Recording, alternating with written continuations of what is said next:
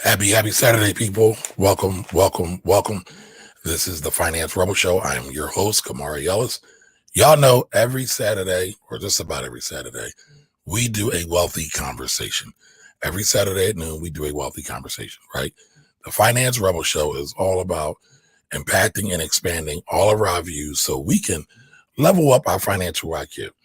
And so today, there's nothing different. Today is going to be an exciting one. I'm really excited about this one. You might have seen some other stuff on my channel with this special co-host I'm having today, Miss Kim Babb of Babb Properties. But there's some other videos I have up with her, some other interviews I have up with her, and we're talking about her journey through in real estate and real estate investing, to be particular, and also how she does it with her husband. So it's a family affair, y'all. So y'all know a lot of times they tell us never do business with family. I say that's a lie.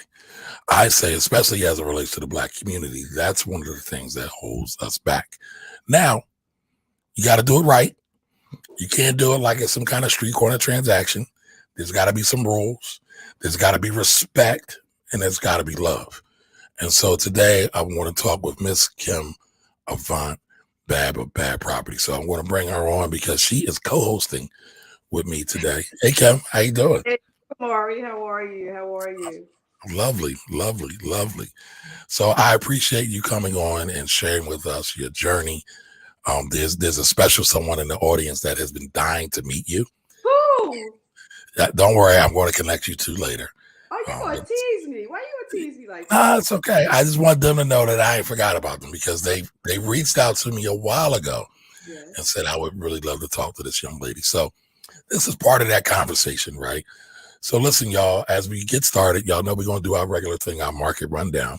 But if you know anybody that is interested in becoming a real estate investor, a real estate investor, not these people that just want to be on a bandwagon right now because it looks hot and sexy, but somebody who's really looking to get into it and weather the storm and go through it all to create generational wealth, you want to share this conversation with them. Again, you want to share this with them. All right. So before we get too caught up, we got to do our market rundown, right? So everybody pay attention. Market is up this week. We hit an all-time high. S&P is over 4,019.87 to be exact. S&P is up 1.14% week to date over the last 5 days. Year to date, the S&P is up 7%. So the stock market is basically up 7% year to date. It just keeps on going. It just keeps on chugging along. And I am sure part of that exuberance that we're starting to see, and I'm not starting to see, but that exuberance we are seeing in the market, part of it's due to Biden, the Biden administration announcing their new infrastructure plan. Almost $3 trillion, well, 2.3 trillion. But we know it's going to go up, or it might go down depending upon how the children down in the Capitol, if they can work together and play in the romper room together. But we'll see. But we know there is a lot of opportunity. I just wanted to remind all of y'all that list that I got on Wednesday when we talked about it, I'm expanding it. I got some new entries that I'm going to add on there, and we'll be coming back. I'll be coming back talking about that later on this week. All right. So oil closed at $61.64. So oil was basically flat this week. Oil is up 25.93%. I don't know if any of y'all have been paying attention to gas prices, but that's part of it. That's part of what's impacting us, higher oil prices. And we know we just got over the Suez Canal, which kind of clogged up global traffic, which will impact local traffic, national traffic, in terms of economic activity as well. And Texas just had this major winter storm, this major winter freeze over. That also impacted gas prices as well because a lot of refineries got shut down. So, I bring up these things because everything impacts the money. Sometimes even the things that are not present. There's an old Bible saying we battle not with flesh and blood, but with principalities. So I feel that way when it comes to our money. Oftentimes there are things that are impacting your money that you can't even see, feel, touch, or smell. So that's why I talk about these things every week. So Hopefully, oil prices will subside, will fall some. I am not too confident in that, but I'm hoping. But normally, when the summertime comes, we have what's called summertime drive. And so we are now in April. We are clearly in spring. The mix of gasoline is going to change. It's going to become more, quote unquote, environmentally friendly. So we might see gasoline ratchet up a little bit more. It was just up. I know I paid like $3.36 a gallon to fill up. Now it's down to $2.99. How much, Kim? I don't know how much it is, but come to New Jersey. It's always cheaper than Pennsylvania. Yeah, y'all do it right when it comes to the tax on the gas. That's the difference there. For some reason in Pennsylvania, we ain't got it right. I'm just glad I'm not in California where gas is probably $4 or $5. I need to look that up. All right. So last one as we close out is gold. Gold was $17.30. Gold actually increased last week by 1.1%, but gold is still down 9.36% year to date. So that's for all my gold bugs. I know they are chomping at the bit. They're probably buying more, thinking it's on sale right now. But as we go along, listen, y'all, keep an eye on the market so you can keep an eye on your money, keep things in focus. And as I always say, save, and save some more. All right. But before we get going with the main topic of today, I always want to greet and honor my guests. So 5 stars, that's Ladina right there. How are you? Thank you for joining. Don Johnson's here. Thank you, Don, for always being here. Y'all know Don's here so the show can officially start. Hey, Adrian, how are you? How are you? Happy Saturday. Sayatola, how are you, lady? You've been tuning in a lot lately. I appreciate that. Thank you so much. Dorian, how are you? I haven't talked to you in a while, Dorian. How you been? Hello to you as well. And wait till, yes. Yep, you must have been in my brain thinking the same thing, brother. All right, I appreciate that. All right, y'all. So listen, the wait is over. I've been wanting to talk to this young lady again. Like I said, there is a conversation of her and I up. There's actually a couple conversations with her and I up. She's one of my favorite people, Miss Kim Babb of Babb Properties. Now, I talked to Kim last week, and I had to apologize to her because we did an interview, and I kind of focused on her career, her 9-to-5 career at one point when she was 9-to-5, which is real estate, which I find, again, very interesting. But I felt like I did her an injustice because I didn't talk about her ongoing business, right? She has a full-fledged business. Actually, Kim is actually what I might call an autodidact or a polymath, basically people who can do multiple things. We're going to talk about real estate today, but Kim is actually a creative, and she makes all kinds of fashion pieces, like custom pieces, one of a kind. They are a little costly though, right? So I've been saving my money. They're investments, Kamari. They're investments. They are, but listen, I was saving my money to get my wife something, and then you kind of turn and just put all your focus in the real estate and everything. So I'm gonna try to get her out of retirement one day. If I give her enough money, maybe I can get her to make my wife a custom piece, but we'll see. But she has got some really, really classic stuff. So on top of just being a real estate lady, she's also creative as well. So she can express herself creatively. And I'm sure real estate has helped her to give her the freedom to be able to do that as well. But we're going to concentrate on the family lifestyle or the family style real estate investing that you do, because it's not just you, it's you and your husband that have built, I want to say, a mini real estate empire over there in Philadelphia. You guys have done some great things, but without further ado, thank you for joining us today, Kim. I appreciate you being here. Absolutely, Kamari. You know, it's always a pleasure when we get together and have our little chats that manifest into something like today at 12 o'clock. Based on my call to you last week, wanted to just tap in with the guru. I said, let me call my people. Let me call Kamari. And then one thing led to another, and here we are. So I'm always pleased to be in your company. So the tap in, just to let everybody know, right? The tap in says, well, Kamari, you're always going live. I need some tips on going live. And I said, all right, fine. You want to go live? Let's go live. Let's go live right now. 15 minutes, guys. Gave you 15 minutes notice. Listen, if you're going to do it, let's do it. We ain't got to talk about it. We can be about it. So she took the plunge, and I'm sure Kim will be going live more. And again, during that conversation, I felt like there was so much more for us to talk about to share with the audience. So, I mean, again, you have done a lot. So, Kim, just give everybody a brief background on yourself.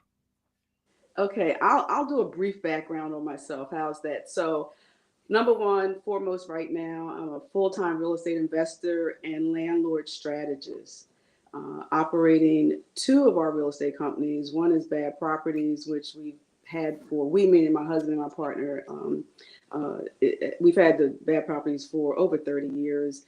Recently launched Legacy Real Estate Consulting as the education arm of our real estate endeavors. And I'm real excited about that. So, our focus in those two businesses is to work with small landlords to assist them with creating a real estate legacy, real estate portfolio, and eliminating the fear of renting, getting their rental income and high evictions by exposing them to a new product that we've launched called Landlord Docs 30. It's a digital property management document bundle and offering landlord training. So that's over there. That's recent and that's historical on the real estate side, on the personal side.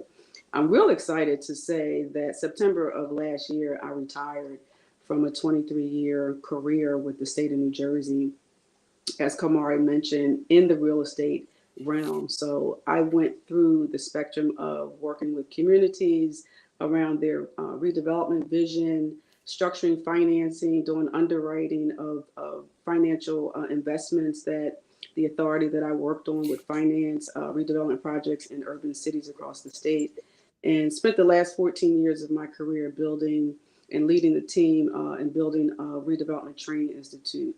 So I had a lot of freedom, a lot of creativity in that career, and have retired from that, and now am a full-time real estate investor and landlord strategist. Real excited. Okay. Yeah. That's awesome. That's awesome. Now, let's tap in a little bit on your background with the commercial real estate because I just want everybody to understand like, you're not just doing residential investing or your knowledge and career doesn't just have you at residential investing. You've also worked on investment from a development standpoint at the state level. That's a skill set a lot of people don't have. So, can you just give them an idea of some of the scope of the projects you've worked on? Sure, sure. So I retired, as I mentioned, from a 23-year career with the state. 22 of those was with the New Jersey Redevelopment Authority. And legislatively, they were and still operate dealing with two sides of the redevelopment coin. One is they're basically a bank. They finance redevelopment projects in urban cities across the state of New Jersey. So they operate like a bank, and I was involved in, as a staff person in, like I mentioned, every aspect of redevelopment financing. Mixed use development is their sweet spot.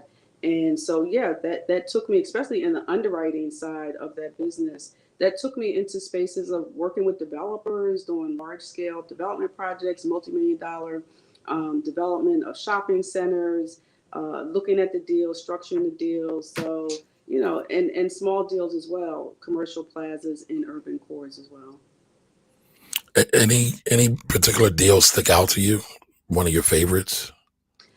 I want to say, gosh, like the last major deal I did was right here in New Jersey in Winslow Township, working with a faith-based CDC. They were donated 30 acres of land, and they wanted to build affordable housing for their seniors, which at the time that we encountered, they had done the first phase and built a senior tower. And they needed soft costs to do phase two, which was an affordable townhouse with some commercial in that community. And we helped them. I helped them. I underwrote it, providing soft costs to do that development. So what's special about that Well, last hold deal? on, don't go too far. You Uh, use one of those terms. What's soft cost? soft cost is, you know, professional services, covering the cost for professional services, doing land preparation and that type of thing. But so what was exciting about just watching that metamorphosis in that deal, going from raw land, sitting with that faith-based organization and taking that project to phase two and then seeing the townhouses come out of the ground and making them available to that community and offering some commercial space as well. So yeah, it's like assisting the vision. Like someone has a vision around redevelopment, and you can bring resources to the table around technical assistance and financing, and then work with them as a partner, not just as a lender, but along that spectrum of development, and then see the manifestation of those buildings come up out of the ground and make those townhouses or properties available to their customer base. It was really exciting. Okay. Okay. Now, before the CDC, though, you were actually already a real estate investor with you and your husband. Oh yeah. So give everybody a clue of how you got started as being a real estate investor. I love telling this story. Like when people ask me this story, it just warms my heart, and it gives me an opportunity to give credit and credence to the woman and the person that really got my husband and I started. And that's my mother-in-law, the late Estella Babb. She lived in Philadelphia. We were all born and raised in Philadelphia, but she was 70 years old, still buying and investing in real estate. My husband and I got married in 1985. We bought our first primary home in 1985. My mother-in-law was always approached by people in the neighborhood about available properties for sale. And in the neighborhood was Graduate Hospital. That's where my husband grew up. That's where his family lived. And my mother-in-law would be approached. Why? Because her peers were dying off, and people in the neighborhood knew that she owned property or that she bought property. And she would always come to us and say, listen, so and so property is available and you all should buy it. And my husband and I would say, listen, mom, things are tight. We're a young couple, new, careers, young children, trying to keep ends together. And we would say, mom, we didn't have the money. We don't have the money. She came to us one time. She had been approached for the availability of two properties side by side on Webster Street in Graduate Hospital, $14,000 a piece. And she said, you all need to buy this house. Of course, we don't have the money. And I like to tell this story that my mother-in-law, Estella Babb, was a factory worker in Philadelphia. She lived a very frugal life, but she was a saver. And she saved for each one of her children. If you remember back in the day when you had a savings account at PSFS, and we still have my husband's bank book, my mother-in-law saved $14,000 for him in his bank book and said to him, as it relates to the acquisition of this property, that I'll make a deal with you because you guys really need to buy this property. I will give you your inheritance now with the understanding that when I die, you won't get an inheritance. And we agreed. She gave us the $14,000. She and I, my husband and I, we went to closing at the same day, the same table, bought each property next door to each other. And that was the strike of the match. That was the motherly nudge to our investing in real estate. And we still own that property to today. And we purchased that property in 1994 for $14,000. And I Wow. don't know how far you want me to go down that journey, but talk about generational wealth and return on our investment. It has been enormous. Well, I would love to go down a little bit, but I wanted to ask you, did you grasp the impact of that gift in the moment, or did it hit you later? It hit us later, and my husband and I, had actually been exposed to real estate and property management prior to that because of my mother-in-law. She owned triplexes in Queen Village that my husband used to maintenance, and we would manage for her. That was our first exposure before we bought our first home, before we bought that first property. And it wasn't until seeing that, being involved with her real estate, and then after we bought this first investment property, which we inherited a tenant. It came with a tenant. He was paying like $200 a month, and we just let him stay there for a couple of years. And then the light bulb went off. Something clicked with us to say, this is a thing. Like, we're getting money every month. This is a thing. And coupled with some other thoughts around, number one, understanding that we were always advocates of higher education with our children, i.e., going to college, we started thinking like, we're encouraging it, but how are we going to pay for it? Mhm. And that's when we started thinking that if we bought a property for each one of our children, that will allow us to pay that college tuition, that's a strategy. And coupled with, exposing my mother-in-law, exposing us to what she was doing, was really like the strike of the match of this makes sense. So Mama Bab was kind of training y'all. Y'all had OJT even Yeah. before y'all even got it. So she kind of had a vision. I don't know if it was intentional or unintentional, one of those like divine moments that you have somebody do something and then it just all kind of works together. But she Mm-hmm. was training y'all on the job, doing the maintenance before you even got the property, and then said, boom, the opportunity is here for you to Right. all seize. I've got some money saved up for you, Right. and I want you guys to go forward and to do this. I mean, that's impactful. Do you talk to your children about that story at all? Yeah, I've definitely shared it with them. And one thing I thought about recently too was that my family, my parents owned their home, so it wasn't like I wasn't exposed to real estate. Mhm. But my mother-in-law was engaging in real estate differently as an Right, investment, and right. and that's what really made the difference to plant the seed in my husband and in our psyche that real estate investing is another revenue stream. It can create another revenue stream. And then when my mother-in-law passed away, she was again she lived a very simple life. She was meager. She was frugal. She had a hell of a real estate portfolio at her death that she had amassed very quietly. Mm, I get it. Wealth is quiet. I mean, real wealth. But, some people like to brag and show off for the gram. But, some young folks like to have fun. Mm-hmm. So, in doing that, right, you're buying that property. You got the property in Graduate Hospital. And so some of my people are not from Philadelphia who are in Mm, the audience, who are either watching live today or listening to the okay. podcast. So, Graduate Hospital back in with the 90s, it was an area that was turning. Yes. It was kind of on the cusp. So it was an area just to kind of paint the picture. It was definitely predominantly black. Yes. Um, but this was probably one of the first areas in this new era of gentrification that began to turn. And Mm-hmm. so you guys were able to get in before that whole area just shifted, right? I mean, And did y'all realize that?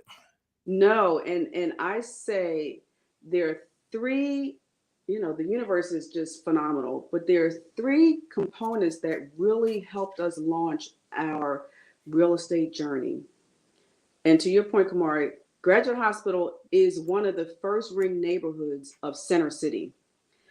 My husband and I started dating in the late 70s. Like we would walk to Rittenhouse Square, we would walk to Center City because Graduate Hospital was like, I don't know, 6 or 7 blocks from Center City. And so the three things that really allowed us to grow our real estate portfolio was we bought in the right location, we bought at the right time, and we bought for the right price. And this first property we bought in 1994, we held on to it, and the light bulb, like I said, went off in about 2 years. And we leveraged one of our primary home and invested $40,000 in doing a full gut rehab down to the wall of this property. So we put, a total of about 55,000 into this property. And I tell the story that our model is acquisition, gut rehab, hold. Okay, we're basically buy and hold type of company, but we decided to in 2020 to sell the cow, and that's how we look at it. Like our properties, they're cows. We buy them. You can milk them into the next generations, the next 5 generations. Fine if you teach them right.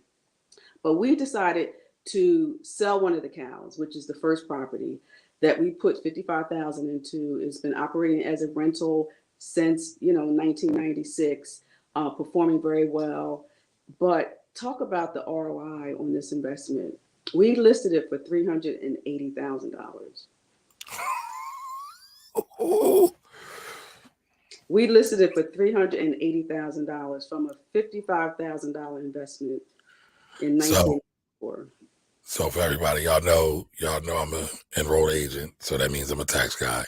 So I'm listening at this $14,000 initial investment, and then roughly a $55,000 investment, right? Then you add 14,000 to 55,000. No, no, That no, no. kind of It brings, was total 55,000 investment. oh, total. Okay. But point being, so basis, when you think about the taxes, that's a nice piece of change. That you guys might, oh, I don't want to go too deep into that, getting into y'all business, but that's great. I mean, congratulations. I'm assuming you said you wanted to milk that cow and then potentially reinvest and buy other cows. Was that the strategy, or? That was the strategy. And what I'll say to that point is, when you're in real estate in any kind of business, sometimes you got to pivot. Sometimes you have to shift. Uh, we listed it in the fourth quarter of 2020. Well, COVID hit, so we took it off the market. So we still own it. It's back on the rent rolls. Oh, Doing very oh, so well. you didn't Yeah, milk the cow. yeah, yeah. You So just flirted with milking the we cow. I mean, flirted. well, you didn't sell the cow. You're still milking the cow. Oh yeah, absolutely. The milk has got to keep flowing. Got you. Got you. Got Yeah. you. So, with that said, right, because that actually happens a lot. I see some of my clients will get into a property. They have ideas of selling it. The Mhm. market might turn, Mhm. and then they have to do something else. So you said a great word. You said the word pivot. Yes. Pivot. Pivot. I need everybody to write that down, etch that in your brain, because it's important. Because again, Kim just said you can't. The milk don't stop. You always need the milk. So you got to figure out how to keep the milk flowing. And milk, by the way, is income, folks. A Yes. lot of times we talk about getting wealthy and buying these assets, but normally what makes it possible for you and I, people from the Black community, because that's the majority of my audience, to do that is income, right? So how do we then take our income and then convert it to either income producing assets or appreciating assets? And it's important that you think about pivoting, because sometimes we get locked into one train of thought Mhm. and we won't move. And then Mhm. sometimes we get stagnant and we miss opportunities and Mhm. blessings. Mhm. So, did y'all miss out on anything in between listing versus converting back to a rental, at least in your mind? I'm sure you never stopped renting, but was there anything missed? Well, yeah, it was miss. We actually took the property off the market. It was off the market for a year. So, Oh, okay. so we, because when we decided to list it, we informed the tenant. We did not renew their lease, and so it was not generating revenue for almost a year. Like I said, COVID hit, so we had to make a decision. We actually had a buyer. They actually fell off, and then it was vacant. So we missed a lot of revenue income for almost a year. And as soon as we listed it, because it's a hot market, I mean, gosh, we had a renter in 7 days. Mm, got you. Now, I'm assuming you went up in the rent as well, right? Yeah, Good. I mean, that's the thing, right? yeah. I mean, a lot of people don't know this. I used to manage property. I used to manage somewhere between 35 and 50 doors. I Hmm. am not a good property manager. I will admit that that is one of the things that God did not put me on this earth to do, and I am okay with that. But you all have some type of system and some way to go about doing it, because you even mentioned previously that you took that first property, you took it off the market, you put money into it to renovate it, to get it up to speed, and to charge higher rents. Right. I mean, a lot of people won't do that. What made you all want to do that? Well, recognizing the shifting market, the market is growing. Again, first ring neighborhood is Center City, second ring neighborhood is Center City is where the most of our portfolio is, and wanting to also stay competitive with the market as far as your asset, as far as what you're offering, right? And seeing the potential there and not being stuck and comfortable, right? Because growth can't happen in comfortability. Like, growth is not Mm, convenient. So you've got to make some decisions. I saw a quote recently that said, real estate is not risky. Ignorance about real estate is what's risky. So do you stay facts. comfortable? Do you stay comfortable that you have a tenant, although your rents are, three, four, $500 below what the market has shifted to? Do you pause the button and say, okay, I'm not going to renew this lease. I'm going to take time, upgrade, which is what we're doing now across our real estate portfolio. We are intentionally not renewing leases. We're upgrading. amenities, appliances, and we're able to increase the rent based on what the market is. The market in these neighborhoods, we're talking new construction, major rehabs, very high end rentals and home ownership that allows our investments value to rise as well. So because we're in a rental space, do we stay stagnant and just stay comfortable, or do we make the sacrifice, push the pause button, upgrade, and then be able to grow our revenue stream by charging higher rents? That's what we're doing. Got you, got you. So I want to ask you a question because I know this is your whole thing is about family wealth, and I mean, your whole journey has been shaped and framed by family wealth and generational wealth. But I'm looking at this here, right? And so you got your poor husband out here do doing the not work, do not right? sympathize with him, Kamari. Right. Listen, the bros got to stick together now because I know you get to sit back and do it pretty and call the clients and call all your tenants and demand the rents and bark at them, but he got to go out in these streets and get it done. But again, I always say I love what you are doing. Like I said at the top of the show, many times we have been lied to, right? The adages, and I blame Biggie Smalls for this because he's one of my favorite rappers, but he said, blood and money don't mix like two, and I won't repeat the lyric, but again, blood and money don't mix. That's been said for generations.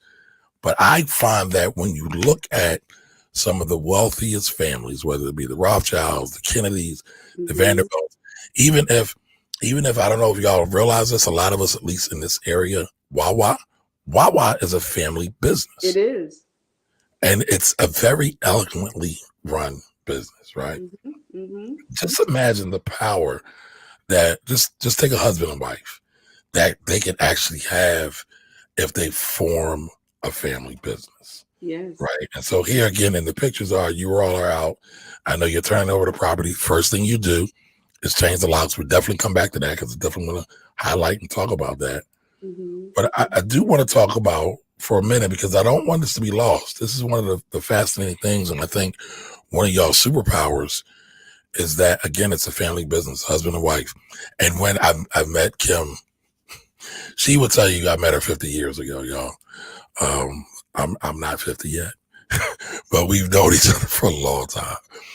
And one of the first things she said my business partner. She didn't identify him as her husband. And I recognized that she did that because she always wanted to make sure it was a professional relationship to start. Now we become friends. We weren't friends at the time. We become friends. And this was, matter of fact, I think this was in the late 90s. I think we met technically.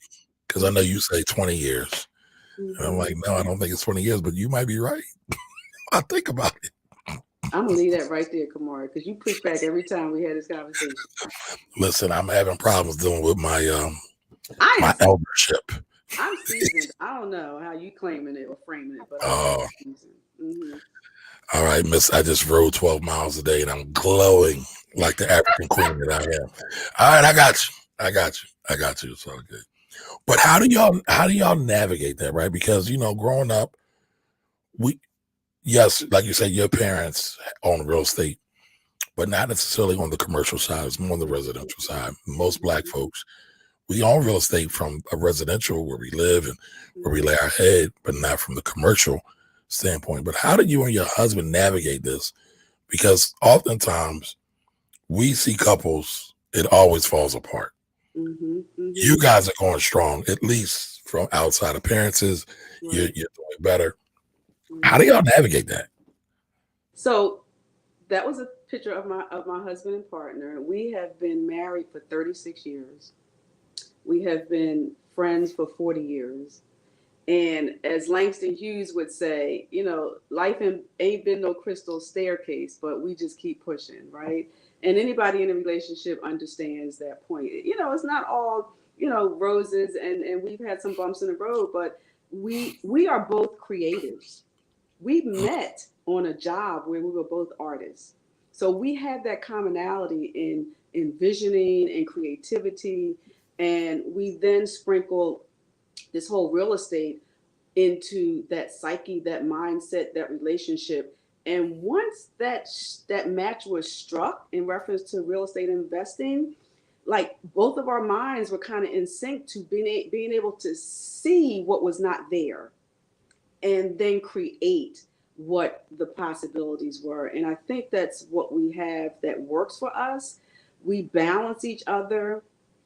I was thinking about today, and I need to pull this photograph out. One of the earliest photographs of he and I was a musician and an artist, but I used to play flute. And as he was working on his mother's properties, I would just hang there, playing flute in the background. And the earliest picture I have of him, he was doing some plumbing work because he is a natural craftsman. He knows plumbing, electricity, carpentry. He has self-taught himself all the trades. But this photograph was of him standing on the spackle bucket in his mother's triplex property with a torch in his hand trying to fix this leak in a pipe that he had ran. And that was like the beginning of just us hanging out together around, managing his mom's real estate. And over the journey, we complement each other. He knows all the craft, all the skills, all the trades. And my career and analytical and administrative side has, provided all of the operations and the systems of our business. So we're like opposite sides of the coin that complement each other, that have been able to build this business in a very balanced way. Do we bump heads sometimes, as when it comes down to decisions about what direction, what investments to do and what not to do? Yeah, and we both have very strong personalities. So, but we work it out. Communication is the elixir, and what I also believe is that when we first got into real estate and we start leveraging and growing, I'm reading a book now called The Big Leap, and it talks about being in your zone of genius, right? I believe back then we were in our zone of genius because we were seeing things and we were creating. And then for the last 15 years, we've been really working this well-oiled machine. And the book talks about them being in your zone of excellence. Like you know how to do things very well, and that's your excellence. Well, I feel now that we're ready to get back into the market and leverage and grow into family, multi units, that we're moving back into our zone of genius because we're about to make some moves prayerfully that's going to elevate our real estate investments and real estate empire, and be an example for our children and our grandchildren of how, yes, we have accomplished some things. We've been blessed with some real estate, but we want to now get them really involved and show them how it can really grow. Got you. But I want to go back real quick, right? You said sometimes y'all butt head over the real estate. Mm-hmm. So it's a scenario where, the artist in you wants to paint the walls orange and he wants to paint the wall white. Oh, And yeah. like, how do y'all, or a different color tile? How do y'all decide which way to go at the end of the day though? You know, And I bring this up because I feel one of the biggest things hindering the Black community is conflict resolution. And mm, right, if we're talking about Black business and we're talking about generational wealth and we're talking about family business, there are going to be conflicts, mm-hmm, right? But it doesn't mean it's the end of the world. You mm-mm. just got to fix it. So I'm really curious to know, how would y'all go about solving that? At the end of the day, it's communication and working it out and compromising. But when you said that, I thought about what a particular situation, because we're both artists, right? And my husband is very, personally connected to these assets, and so sometimes the rub comes in when, and I'm thinking earlier in our journey, like he's very meticulous, like I'm very analytical, budget focused. Like I want to create a budget and then I want to compare it to the actual expenditures. So, I'm like the numbers person. He's not always the numbers person. And, we go into it with the budget, but then let's do this but let's do that. And I'm like, well, but we didn't budget for that. And then I have to bring him back to reality and say, listen, it's a rental. We have a certain standard of operation of the product we want to provide, but we're not living here. So like, we don't need, all the things that you're envisioning. So sometimes, I have to dial him back, driven by numbers, based on what's in our war chest and what we can allocate to a property or to a project. And sometimes that's where the rub comes in, and sometimes that's where we'll have to compromise. And at the end of the day, I'm saying, how much what? Like, what's the comparison? Actual to expenditures. I'm driving the numbers, and sometimes he's creating. That property, that investment is a creation for him, and so that was historical. But now moving forward, he's more in line with that. We do have a budget. He's going to draw outside of the line sometimes, and I'm going to have to pull him back in. But at the end of the day, we're in sync with, because we just finished a project. As a matter of fact, the family home we inherited on St. Albans Street. We just did an upgrade with that and just listed that, and we went a little over budget. But at the end of the day, it was a good decision. Okay. Now, I find it interesting, right? Because when you watch all of these TV shows, I won't name any channels or any shows that show these flippers and these real estate people, they never go over budget. Well, and if they do, it's a total catastrophe, right? But all the times they kind of paint this picture that everything's just going to be rosy. Everything is just going to be okay. But you just talked about being over budget. So were there ever any experiences like you really just blew up the budget? Foundation was messed up, ceiling was messed up, and it just blew the budget out. It wasn't a matter of, intentionally going over it, but things just happened. And Sure. Can you talk about that and how you dealt with it? Sure. And in real estate development terms, that's what you have contingencies for, right? You have that extra money in the budget to deal with the unpredictable, unscheduled things. So one property we bought in Point Breeze years ago through foreclosure, and we were working with the general contractor, and we were expanding the back of the second floor to make it 3 bedrooms. And in the backyard, there was, I'm sure, was a weed that grew into a tree. And the contractor had chopped it down. However, when we had the inspector come as we were renovating this property, the inspector noticed the stump that was left. And lo and behold, he's telling us, well, you need to have a structural engineer come in and figure out if that tree, what's left of it, has compromised the foundation. Well, we didn't have that in the budget. And we didn't have a structural engineer in our Rolodex. So, we had to go find a structural engineer. He had to do the study, had to do the report. And that's a cost that we had not budgeted for. So did that blow you totally out of the water? No. Did you have to go like hock all your jewelry, sell your wedding ring, or were you able to survive from your savings? We were able to survive. Yeah. And that's a caution of concern right now for the focus of our landlord coaching business around property management, and what COVID has done, if nothing else, is forced us to look at our business models to determine if we're over leveraged, if we have enough reserves to cover. Wait. We can't gloss over that, because everybody says what's the new saying now? Purchase, refinance. Oh, the BRRRR? Yeah, the BRRRR. Yeah, the BRRRR. Give them the BRRRR, because I always mess it up. The BRRRR is buy, renovate, rent, refinance, and repeat. Right. That's the BRRRR. And so what I've found, because a lot of my accounting and tax clients are real estate investors, I find a lot of people are not thinking about being over leveraged and overextended. And they think BRRRR is like the greatest thing since sliced bread, and that there's no discipline. And so I always tell folks, you still have to run this like a business. Even though tax code says it's kind of like a passive investment, it's a business, and it must be ran and managed actively. And so you can BRRRR your way all the way up to the top. But we saw in 2008, yes, everybody that was BRRRRing were boo-hooing when some of those mortgages or those refinances got canceled. We saw a lot of that happening at the table. I think that's going to happen again sometime soon. And I don't know if people are really preparing for it. I mean, you brought it up. How are y'all thinking about this?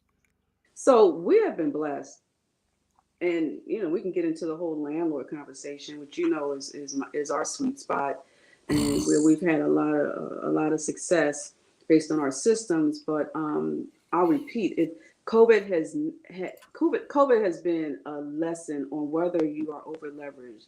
Do you have enough reserves to cover you without losing everything, without being so frustrated that you sell everything because your tenants are not paying rent and you can't cover the overhead. We're not going to get into the requirements that you still have to pay your real estate taxes, insurance, and all these things. And if you're not getting rent and you don't have reserves, then it can be very, very frustrating. So prayerfully, we have a phenomenal tenant community based on the systems and the standards that we operate under in selecting tenants. So we've had 100% rent payment, 0%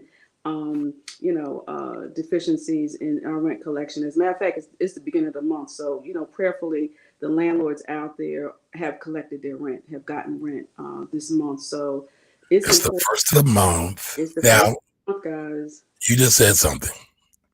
You have a zero, you said eviction rate? So in 30 plus years, we have a 0% eviction rate. We have never All evicted. right, I need you to say that again, please.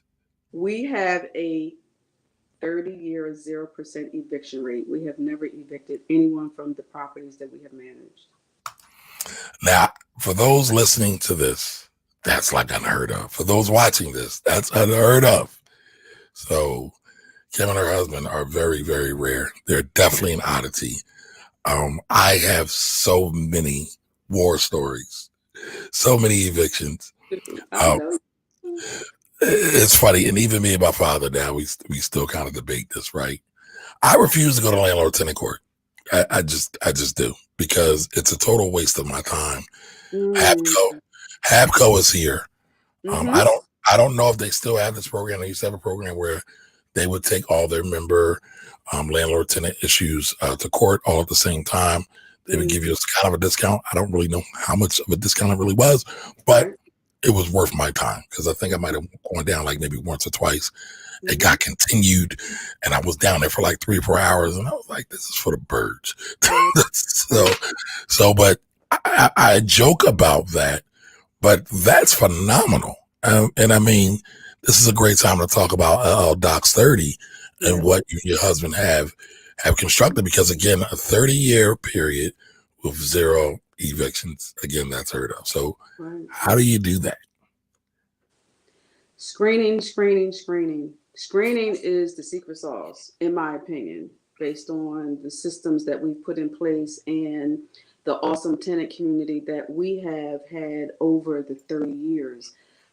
You have to screen your tenants. You have to have standard criteria for even attracting rental applicants to your property. Uh, I'm going to quote, Dan, the real estate man. Landlording is a skill set.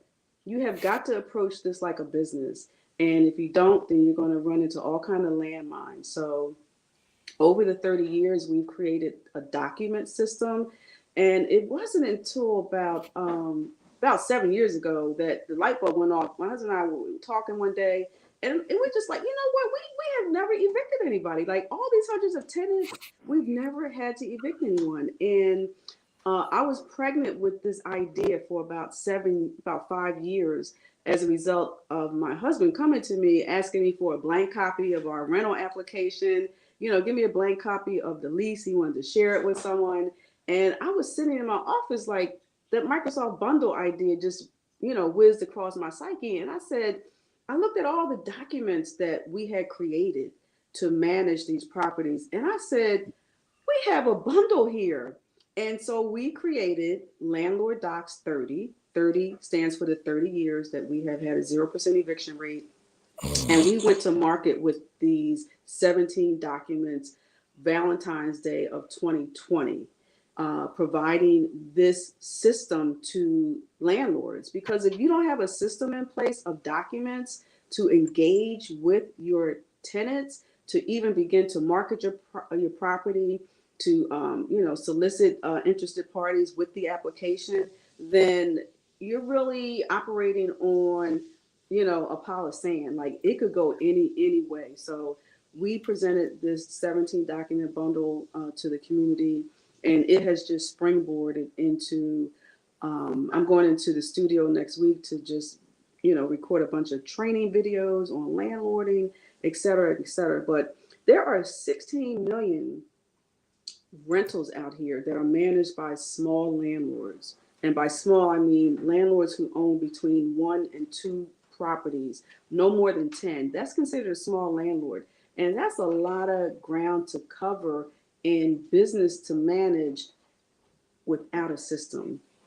So Mm, we have got to have a system in place to operate our businesses. And, we want to believe that this landlord docs digital property management bundle will give you that foundation along with other resources that we're bringing to the table. Like I coach landlords in various ways. They find the applicant. I'm not going to teach you. Um, I'm not going to do it for you, but I'm going to teach you how to fish, how to analyze an applicant, determine if they're the best fit for you. I think I was talking to you the other day, Kamari, about our screening process and how I equate it with dating. Okay, yeah. like you have a property that's available, you put the word out and you get interested applicants. Well, I go through this whole dating thing. Number one, I become a private investigator. Like I need to know who you are. You want to rent my spot, I need to figure out who you are. I do searches on search engines, I check social media, because you're going to put your best foot forward when you're meeting with a landlord wanting to rent their property. But our system has always been to research who they are. Of course, we do background screening, and I'm checking you out, like you checking me out, and like when you're dating, you're checking that person out. Do you have chemistry? Do you have communication? And as I mentioned, as we move down the process, if you look like a viable candidate, then we're getting serious. Okay, the relationship is getting stronger, and we're thinking about getting married, which means I'm going to give you the key to my property. And so we need the documentation, which are the leases and all the documentation. It's like a prenup. Two people coming together. We got the prenup. You agree on this. I agree on that. We get married. That means I'm giving you the key to my property, and you're in the property. We're married. We're a partner. And it's important to have the legal structure and system of documents, encapsulating that relationship. If not, there can be miscommunication. Well, I thought you were going to do this. You thought I was going to do that. And so, as long as everybody stays in alignment with the documents and the leases, then we can have a great relationship. When commitments are met on either side, and the relationship goes afoul, and we got to do an eviction, which we've never done. We've never been to eviction court. I want to alleviate anybody's experience to go there, but the eviction represents the divorce to me. Like nobody likes divorce. It gets emotional, it gets dirty, it gets nasty, and so we want to help other landlords avoid having to divorce their tenants and go to eviction court. Got you. Now you said something, and everybody, I know there's some questions there. We'll definitely get to them towards the end of this, and we'll be wrapping up soon. But you mentioned something, chemistry, right? I mean, that's really touchy feely, right? If I'm a landlord, I just want somebody to come into my property and just pay me rent so I can pay my mortgage and build up equity. Like, who cares about chemistry? What's that about? It's important, at least in our system and what I teach, because like I'm reading so much about the trauma, the frustration, the evictions that are going on right now with COVID. And a portion of it is lack of communication. Is not having a relationship with your tenant. And so what we do, and we've had to pivot on how we manage and engage new renters with COVID, right? Because we have showing agents where they show our properties, they do pre-qualifications, and then they pass the baton to us, and we do the post qualifications, and we make the final decision. Well, I'm typically very hands on with that post process, meeting with the tenants, going over certain things, visiting their local residents, because we actually want to visit where you're currently living if it's geographically convenient, because I want to see how you living, because how you living over there is how you're gonna live in my property.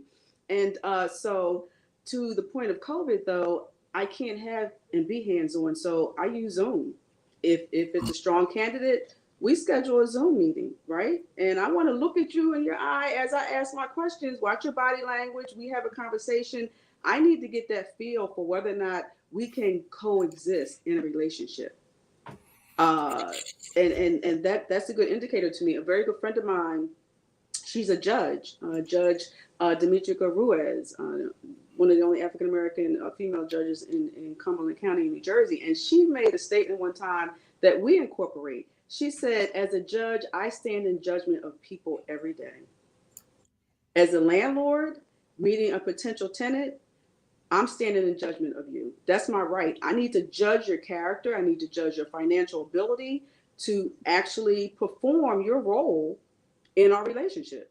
And I can accept or deny you. I've got to, follow a fine line of fair housing, but I have a right to judge your character because past behavior is an indication of future behavior. So I've got to do my due diligence to protect my assets because once you get someone in your property, it's hard to get them out if they are not compliant to that prenup or that lease, and it can get dirty and it can get ugly. I don't want that experience. I really don't want that experience for us, and I don't want it for other landlords. So I want to give you the tools that we've used so you can avoid that. Okay, so let's do a little role play, right? Because I used to be a property manager, and let me explain a scenario to you, and you can kind of coach me through what I should have done. Okay. So I got two. I have two. So one scenario is young lady was evicted. I go to see the property. She was She evicted previously? What do you mean? Oh, she was what's that? evicted from your property? She was She evicted from your property? she was evicted from my property. She moved out, rather, right? We didn't go to landlord tenant court. She agreed to move Okay. on said date. I go into the property. I walk into the property. It's a two-story property in North Philadelphia, Huntington Park section. I go up the steps. It's about 8:30 in the morning. I go into one bedroom. I proceed to see one person laying on the floor, one young lady laying on the floor, and I see another young lady laying on the floor, sleeping together. What should I do? Okay. One of the first questions I'm going to ask you is when she voluntarily left, did you change the locks? No, that's why I was there that morning. Okay, so that tip that I posted on my IG page the other day where you showed my husband you claiming he's working hard, it Like, was whoa. He is working hard now. Let's not. okay. He has to earn his keep. But the point is that like 20, 15 minutes prior to him changing the locks, I did a move out walkthrough with our previous tenant. So the point I'm making is as soon as that meeting was over with that previous tenant, he was there changing the locks. And we have a security system on all of our units. So my question would be to you as far as, a learning process or, just the questions to ask in that situation. Did you change the locks immediately after she moved out? And did you have a security system? So no and no. And so that would be my recommendation moving forward. You can't change what happened, but moving forward, because we grow through what we go through. And the learning and the teachable moment there was I would have suggested you change the locks immediately, you put a security system on the property so that at least you would have some kind of indication if someone was breaking in, Gotcha. right? I can see it. So now I don't even want to share my second one because I got a feeling of what you're going to say. But I'll Go for share it anyway. Why? Go for it. Go for it. Okay. We're gonna grow through what we go through. So No, because if I ever get back into the market, because I don't have any rentals right now, I'm going to mhm. hire a property manager. I won't be the one doing it because I do believe in separation of me and the tenant. I'm not good at that, and so it must be ran as a business at all times. So I'll pay that property manager fee of anywhere from 6 to 12%, and I will pay it happily. Okay, and my response to that is because I do have tips, direction, and support in that category as well, wanting to Okay. hire a property manager. And this is my advice to my clients who, number one, I don't want you to have this false notion that hiring a property manager is a set it and forget it situation. Number one, that's still your asset, that's still your property. And in my opinion, as a business, looking at rentals as a business, you have to set a certain standard of operation because it's your asset. You bring in a property manager. I believe a property manager needs to be researched, they need to be vetted, and you need to again have chemistry with that property management firm to make sure that they're going to represent your business in the same tone and manner that you would want it to be represented, right? And also get in writing what the roles and responsibilities are of each party, the property owner and the property manager. Because I've coached people who have property managers who are annoyed and frustrated, thinking, well, I thought they were going to do this. I thought they were going to do that. Or why are they calling me to make decisions on X, Y, and Z? I thought that's what they were going to do. So it's an easy thought that hiring a property manager is a set it and forget it relationship, but at the end of the day, it's not. Because if that tenant that they find, if you give them 100% control of finding a tenant, collecting your rent, and maintaining that property, if that tenant doesn't work out, it doesn't fall on the property manager. You are the owner of that property. And in eviction court, your name is going to be on that docket, not your property manager. So I don't want people to have a false notion that you hire a property manager, they just send me a check, I'm sitting in, on Florida Beach. If that's the case and you found a wonderful property manager, then, God bless you. But I would not, move into that relationship with just, a thought that I'm going to leave it and it's going to be good to go. Well, it's funny you say that, and those are excellent tips, and I actually fervently agree with you 1,000%. And most of the issues I see between owners and property managers are a lack of communication and a lack of laying the groundwork up front, Mm-hmm. just like every other relationship, right? Mm-hmm. And so I get it.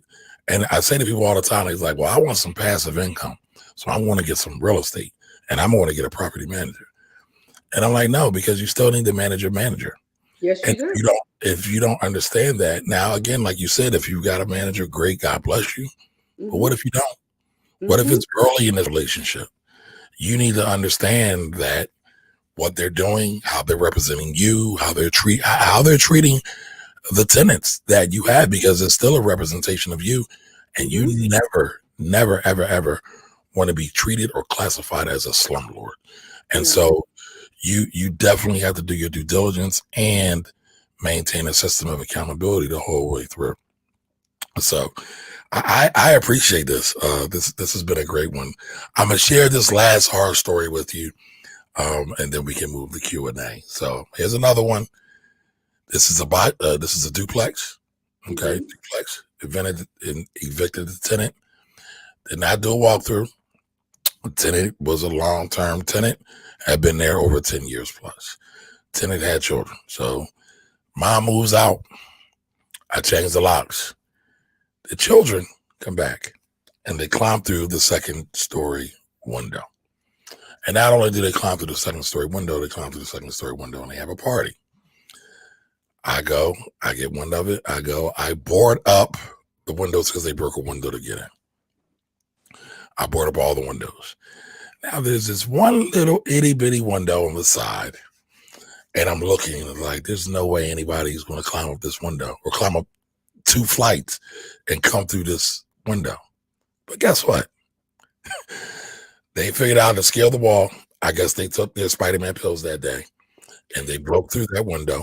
Mm-hmm. Not only did they break through that window, they defecated on the floor. They punched holes in the wall. They urinated on the floor. They broke the toilet, the sink, took off every door on the hinge. I guess they had a eviction party. Right. I guess they had an eviction party Right. and caused upwards of over $30,000 in damage. Mm-hmm. So, what would you do? Again, my first thought is you secured the property. That alarm system will come into play. If they would have broke the sensors on that window. But in lieu of that, my our system always is to take photographs of the entire property, right? So you've got that on your record, and if you knew that these were the culprits, right? And you come in, you see all this damage, you photograph. So you have before and after photographs. You're calling the police. I'm making a police report, like especially if you know who it is.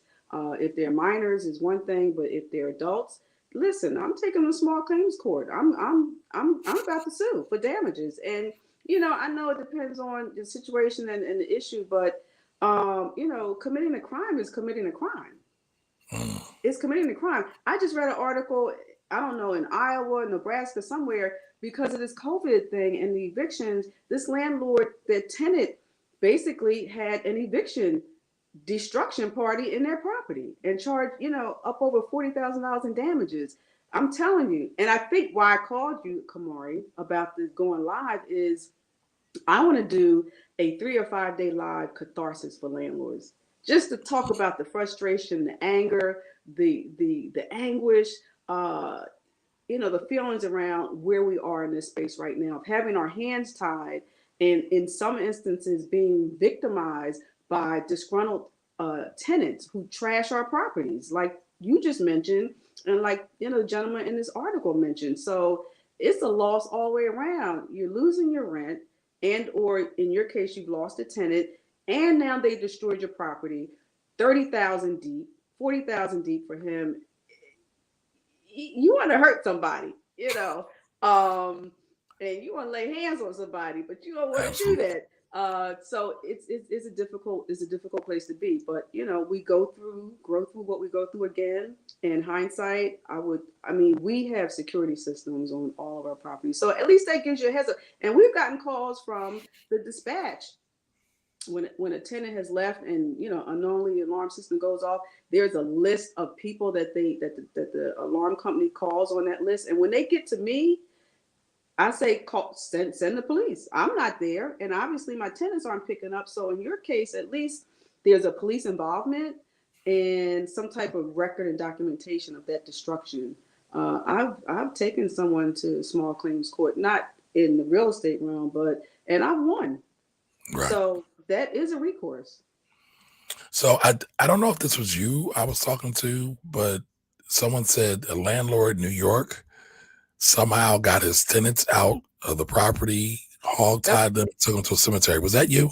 Yeah, yeah. We talked about that the other day. It was an article. I mean, I've seen this gentleman's face, unfortunately, on social media. He was so frustrated. Like tenants weren't paying, and anguish, frustration, just at your wits' end. And he went and he duct taped his tenants, put a bag or something over their head, told them he was taking them to a motel, and dumped them in the middle of a cemetery at like 2 o'clock in the morning.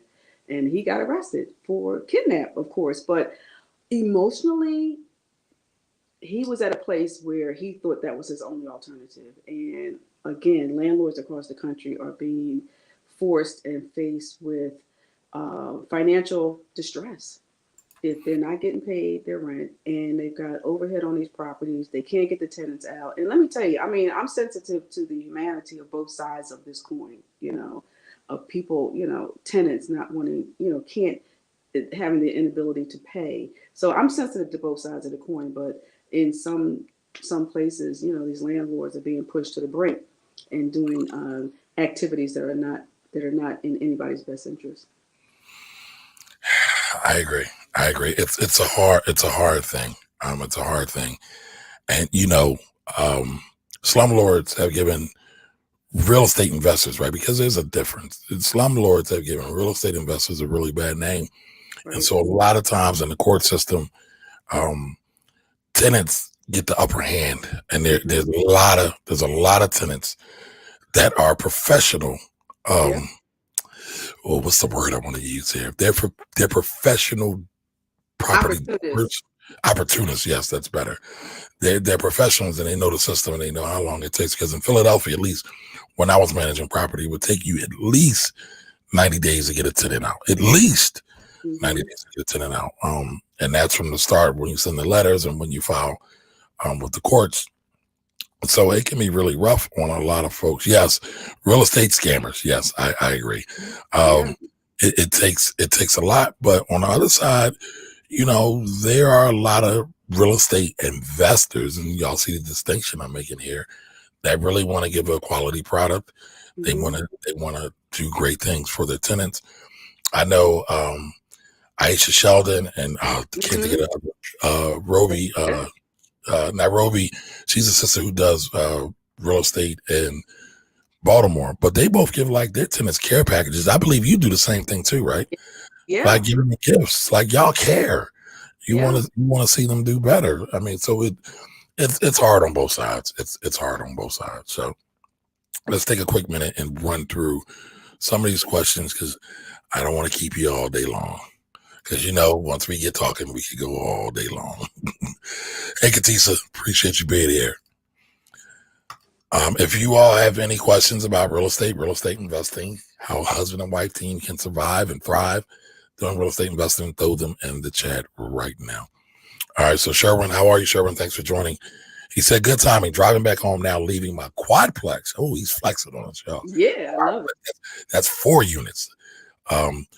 Where process moving a tenant out and preparing one of the units for a new tenant. All right, salutes to you, Sherwin. That's dope. That's dope. I'm joking, y'all, when I say flex, but it is a little mini flex, but I'm cool with it. That's what you're supposed to I want a quiet place. do.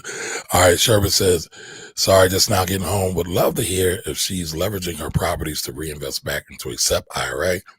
Did you ever hire any of the kids in the real estate business, get the deductions and pay the kids and open a Roth IRA for the kids? He's going deep on this investment Yes, thing, he right? is. So Yes, so the he is. answer is no on the SEP, although we've researched it, and now that I'm working full time for a real estate company, that's certainly something that we're looking at. In reference to hiring the children, we have 3 grown sons. Excited to say we have 9 grandchildren. Our sons have worked, in painting and assisting us in our properties over the years. None of them ever like on the payroll, right?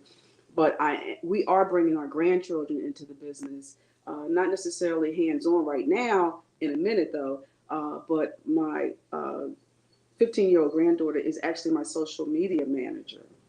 Talk Mhm. about young people and their technology wisdom. So I brought her in. So all of my IG, she's posting most of that stuff for me. Um, and we'll be bringing in the grandkids to paint one of these units. So not on the payroll, but we definitely bring them into our office. I do pay them when they come in and expose them to, I need labels, I need filing, I need you to do a spreadsheet, talk about, the budget and the actual on these upgrades. My two 13-year-old granddaughters, I brought them in. They're in the office doing work, getting exposed to the business from an administrative perspective. Yeah, but what Sherwin is talking about, right, is you can hire your children, grandchildren, you Yes, pay them, put them on actual payroll, because I know a yes, lot of people love to talk about hire your kids in your business just to get a write off, but they don't think about the behind the scenes of it and all the legalities behind it. But you can do that, can make up to $12,000, and then you can take a lot of that money and put it into a Roth IRA, grows tax free. You can pull it mm-hmm. out tax free. But here's the thing, folks. When you hire these children, you're supposed to pay them market rate for whatever job they're doing. They're not just supposed to sit around and look pretty, handsome, and cute. So they actually have to do work, right? Yes. That's the real thing. And you definitely can do it. But I just want everybody to think about that. Mm. All right. So Katisa says yes, wealth is quiet. Absolutely.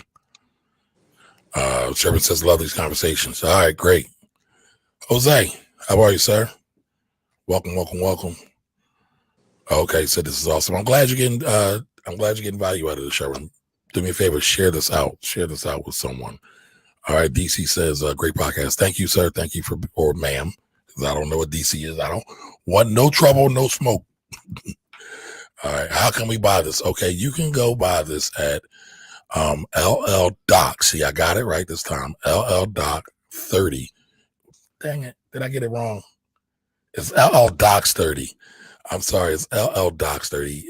That's right. LLDOCS30.com. But I don't have the S in there. I thought I saw it. Nope, nope. I messed up. I failed you. I'm so sorry. I Are you failed sure? you. I thought I just saw it. Come on. Okay, you see It's it now. there. I'm Oh, quick. I'm good. quick. LLDocs30.com. You can buy all of Kim's stuff, whatever she has on sale on there. I know there is some landlord tips up there as well. Yes. the report card, who we are, applicant screening. I know. So again, I know Kim is running you through the whole gambit, and you've already heard here, she is a plethora of knowledge.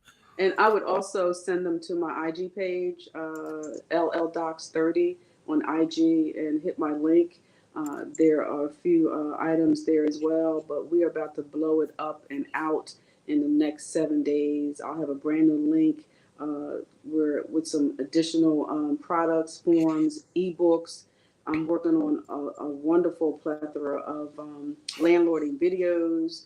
And I got a special treat for Philly landlords. I'm doing a Philly flavored landlord series that will be available in the next week on my IG page. So, what's important is understanding like the entire list of boxes that you have to check to be in compliance as a landlord in Philadelphia. I read an article recently that I really co-signed, which said that at any time 95% of Philly landlords will be in non-compliance to the landlord laws and all the requirements that is needed to be in compliance.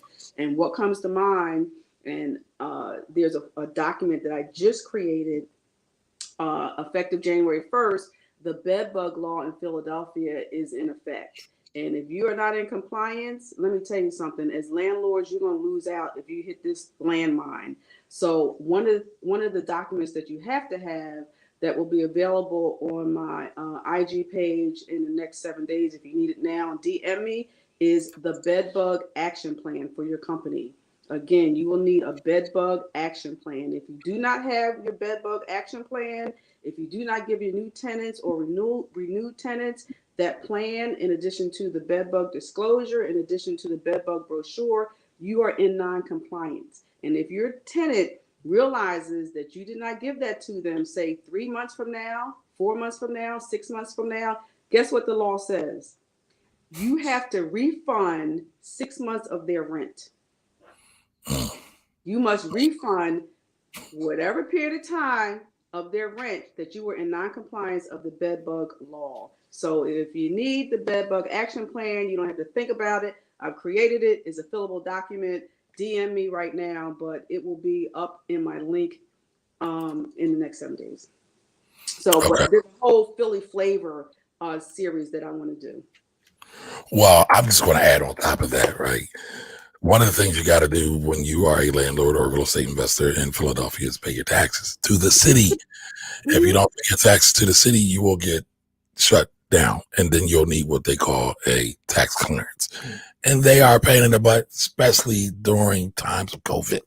It's so hard to get through the city right now. So, and that's interesting.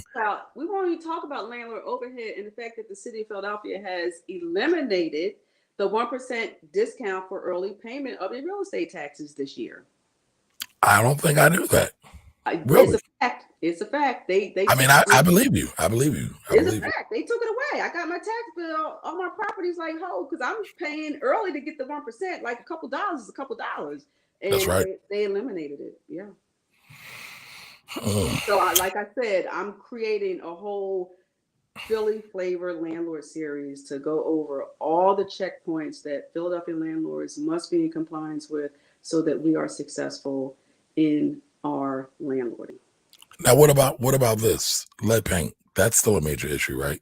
It's a major issue. It became in effect last October. Yes, that lead certification requirement in the first 11 zip codes right now, because they're phasing it in across the city. But there are 11 zip codes right now that must be in compliance if you're renewing a lease or if you're entering into a lease. You must have the lead paint certification. You have to get your house tested for lead paint. You have to provide your tenant with the lead disclosure and the lead brochure, or you're not in compliance. Okay. All right. So again, people can find you at LLDocs, LLDOC30.com. I got it in the chat, right? So LLDOCS.30. So you can find Miss Kim there. All right. If not there, you can go on over to Instagram, and your Instagram page is, let me throw that up there real quick so everybody can find you. Again. What is it? LL Docs 30. LL Docs 30. Okay, so that's LL Docs 30 as well. And so you're open to having people DM you, Yes. respond back.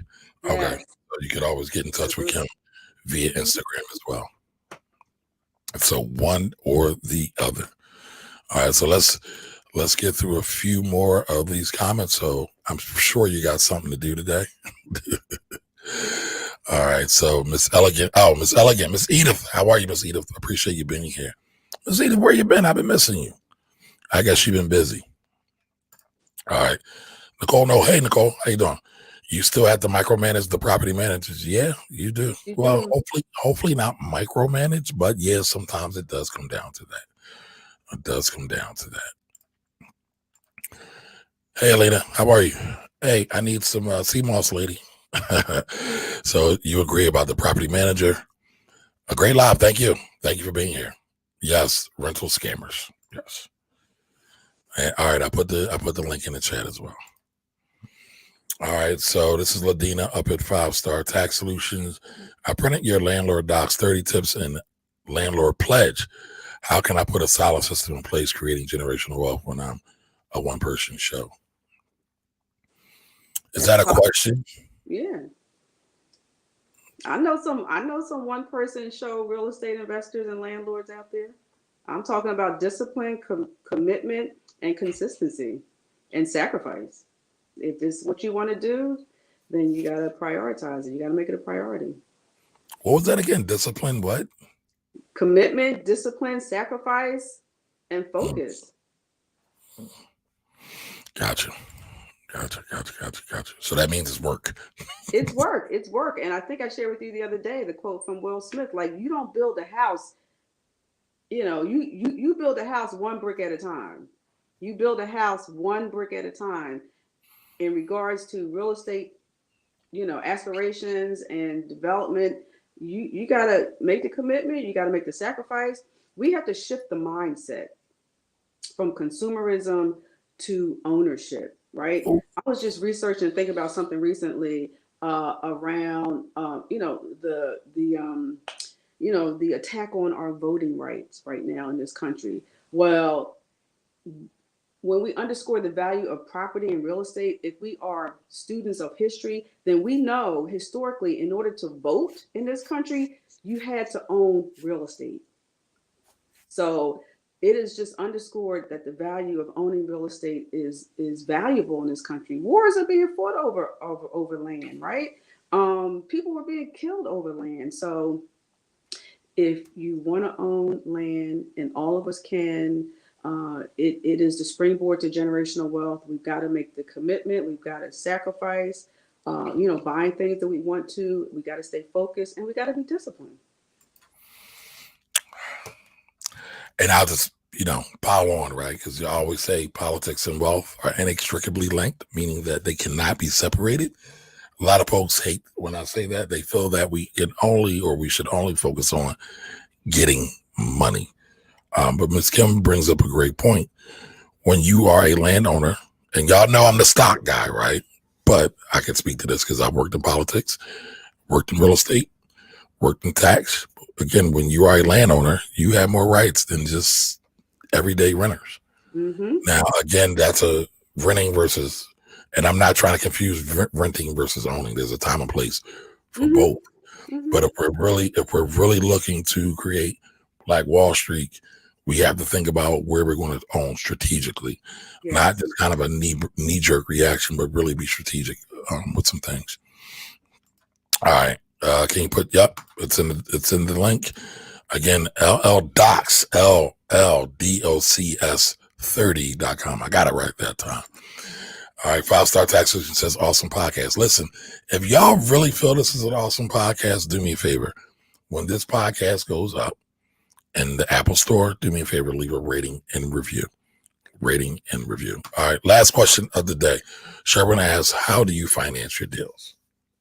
Historically, we have leveraged, meaning gotten home equity lines on our primary home and on some of our investment properties as the war chest, if you will, for acquisition.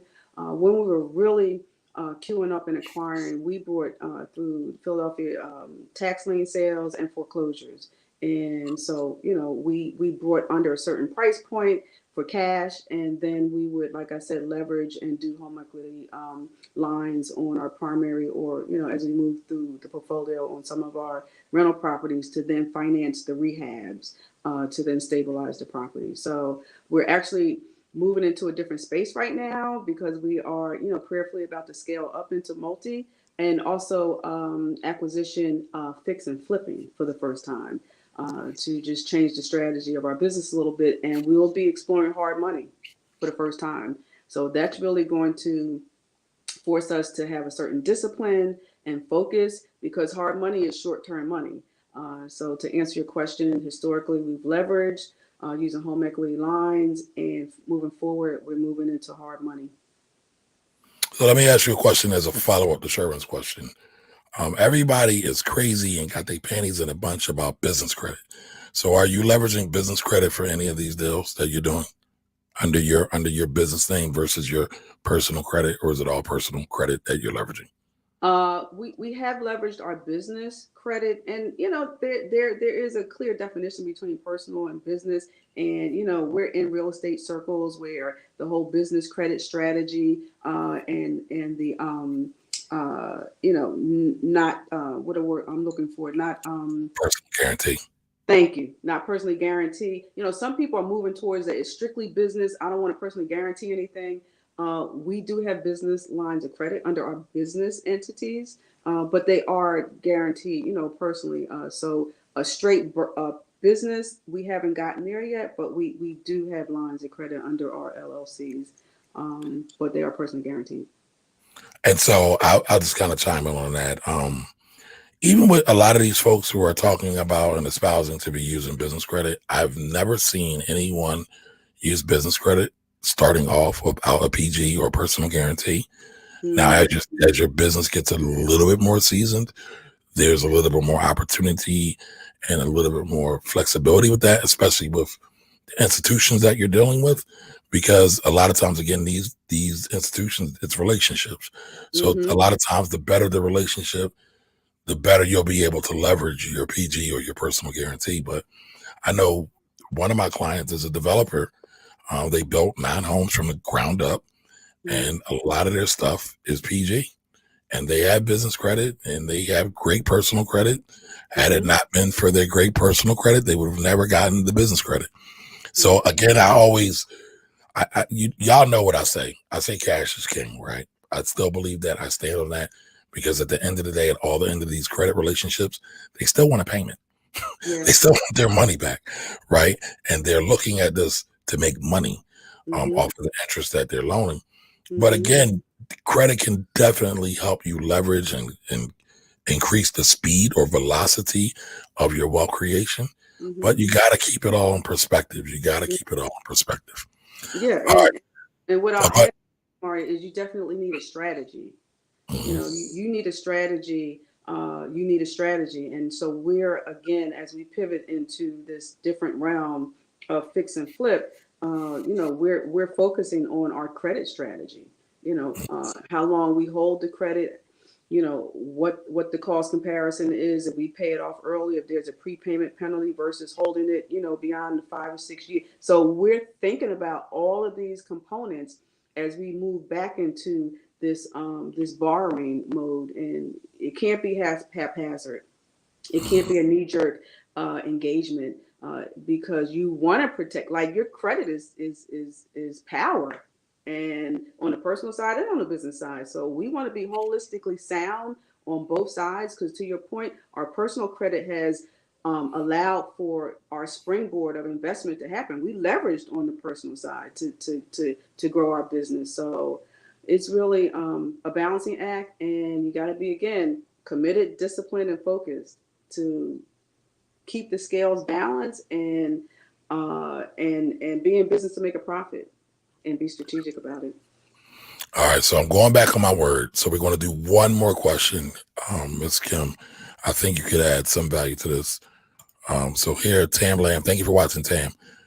Said, hey, Have you ever purchased a rental property via a home action? I'm not even sure what a home action is. And if Mm. so, can offer any advice for considering this as an option. What's a home action? Are you talking about like a foreclosure or a short sale or a REO property? What are you talking about, Tam, if you're still with us? While we're waiting for Tam to come in, Mm-hmm. uh, Robbie says, thanks for sharing this information. Absolutely. Absolutely. Oh, auction. Okay, auction. Tax sale, tax sale auction. Yeah, that's how we got started. I mean, beyond that first, gift property that keeps giving, we just kind of went crazy at the Philadelphia tax lien sale. We were buying. It kind of got addictive for a minute there. The bidding is happening, and you're like 100, 200, and we had to pull back a little bit. So yes, we have purchased a number of our properties through the Philadelphia tax sale. So, and this is through the sheriff's sale because the sheriff's sale Yes. here in Philadelphia has a tax auction and they also have a mortgage auction. Have you ever bought anything on the mortgage side either? Or Yes, yes. We okay. purchased one through the Philadelphia through the foreclosure process. Yes, we have. All right. Well, last question, right? We got to talk about this since we're talking about real estate and we're talking about Philly. What do you Mhm. think about the sheriff's sale going online now? I heard that. I heard that. There's some inter rumblings going on, but there are online real estate auctions in different parts of the country. So it definitely is a trend that's out there. Uh, I'd be open to it as long as it's legit. I mean, I heard that there's a third party auction company that'll be managing everything. So it's different. I think, again, in this world of COVID, organizations, municipalities, they've got to pivot to continue operations. And this is a strategy that the city of Philadelphia has taken. Yeah. I mean, I agree. Anytime the city can save money instead of actually having physical people at these auctions and Hmm. extending man hours and actually opening up the Hmm. potential spread of COVID, Hmm. it's going to be a serious consideration. But as we close, Dorian, what is the link? Dorian asked, what is the link to the sheriff's cell? Just Google Philadelphia Sheriff's Cell, and you'll be able to find everything over there. Dorian, again, Philadelphia Sheriff or Philadelphia Sheriff's Cell, and you'll be able to find everything. Um, they do a lot of things. They're going to be able to do it on YouTube. I know they've been talking about it. I know just from some of the rumblings and some of the people I'm talking to, they felt like there's not enough accountability in the system, Mm. and so they're looking for that. And thank you for that, Helena. She put up the link. I appreciate that. Um, oh, this podcast needs to be on the TV. You know what? A buddy of mine wants me to go on. I appreciate that. Listen, Dorian, I appreciate that. I do. But in the lieu of me getting any real big production deal, y'all can share this, right? Again, I don't really go into the whole hype of things. I like to talk about what's real, what's tangible, what's worked over time. I'm not really into the flash in the pan, jump on the bandwagon type stuff. My buddy Scott Fields is on. What's up, Scott? How you been, man? I ain't talked to you. We need to talk. But I want to look at the real things, right? Y'all know I said I don't even want to talk about flashy stocks anymore. Let's look at the boring stuff because the boring is usually what's tried, true, and tested and will continue to create money, income, and wealth for not just today, but tomorrow and generations and beyond. Right. So, we can get excited about certain things, and I'm all for the change in technology, and there's going to be a lot of changes that are coming on. I mean, listen, the jobs and opportunities that our children and the children and children, they haven't even been invented yet. So, those jobs, they're not even here yet, but they're coming. And we have to be prepared for them. So we always kind of got to keep our ear to the street and our nose to the grindstone. So again, I appreciate that. And so again, I try to do my due diligence and bring y'all all things with honor, integrity, and good intentions when we have these conversations. Because again, part of the reason why I do this is because I had a radio show. The radio show got canceled, and I never see any people that look like me or Kim being highlighted. But guess what? We don't need them anymore, right? So I'm asking you to help share this, right? Because y'all know I do battle the algorithms. I'm battling the man. So share this out with folks. There's a wealth of knowledge here, and people need to know that there are people like Kim and her husband who are out here spreading Black love and creating Black wealth all at the same time. So that's it for me today. Y'all, love is love. I will see you the next time. Listen, there's going to be a programming change. I will not be here on Wednesday. So Wealthy Wednesdays will be off for a week. I got to catch up with some work, y'all. I got to create some room in the schedule to do it. I might, however, pop in and do a video here or there like I did one yesterday talking about the importance of not equating the value of your tax refund with quality work from your tax preparer. They're not the same thing. I know a lot of quote unquote tax return factories love to say the higher your tax return, the better. That's why you should come to us. No, you should go to a tax preparer, tax professional, whether it be an enrolled agent like myself, a certified public accountant, a lawyer, even an unenrolled tax preparer, but ones who adhere to U.S. tax code, right, and the law.